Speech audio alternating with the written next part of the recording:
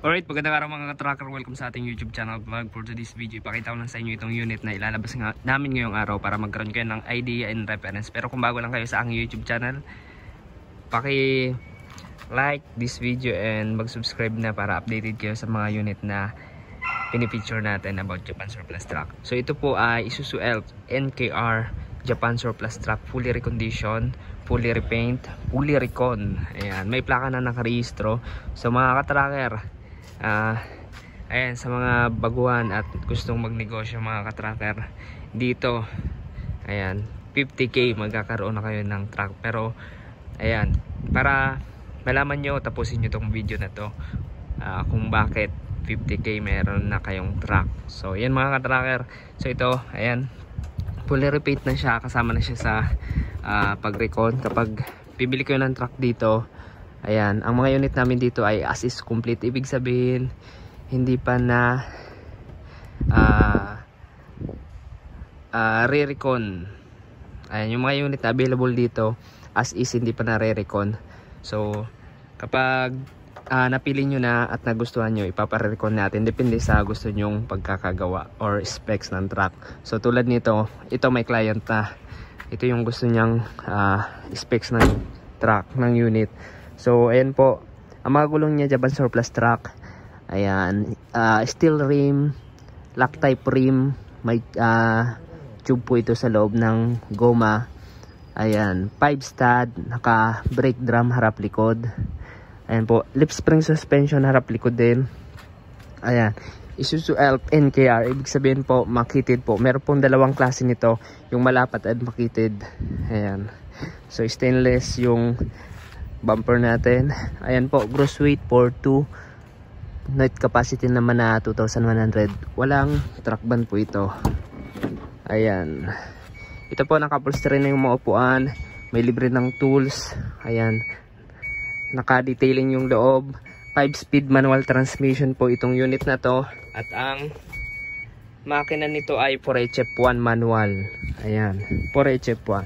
Ganito nyo na po ang makukuha yung unit, malinis na dito sa loob ng planta. Ayan, ang kanyang battery, brand new na rin, 2SM.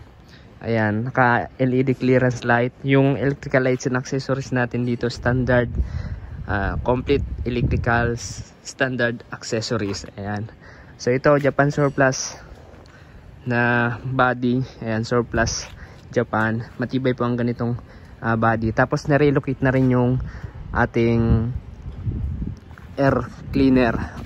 Ayan, para hindi pasukin ng tubig yung makina at kayang lumusong sa baha, di ba? Ito po ay 10 feet. Ayan, may toolbox na, naka-grill na rin yung kanyang taillight. Ayan, so ayan, ayan po, malinis na, washing na rin. Yung chassis niya undercoat ng kulay itim. Ang makina po nito na tune up, change oil. Ayan, tapos meron din tong aircon, naka air condition na po.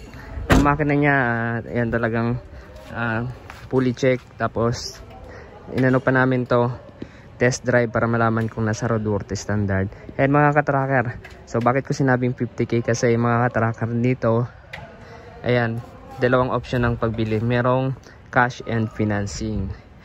So pag cash naman mga ka-tracker, kung i-cash nyo yung unit, so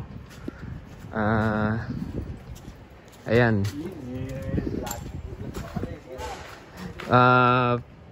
ayan, 50k down payment, tapos upon releasing sa kanyo i-full payment. Ayan mga ka-tracker. Pag financing company naman, meron kaming accredited financing company na pwede nyong pag-applyan. So need lang ng valid ID, business permit, application form, tapos bank statement na 2 months latest. Ayan, kapag na-approve, ayan, pwede lang,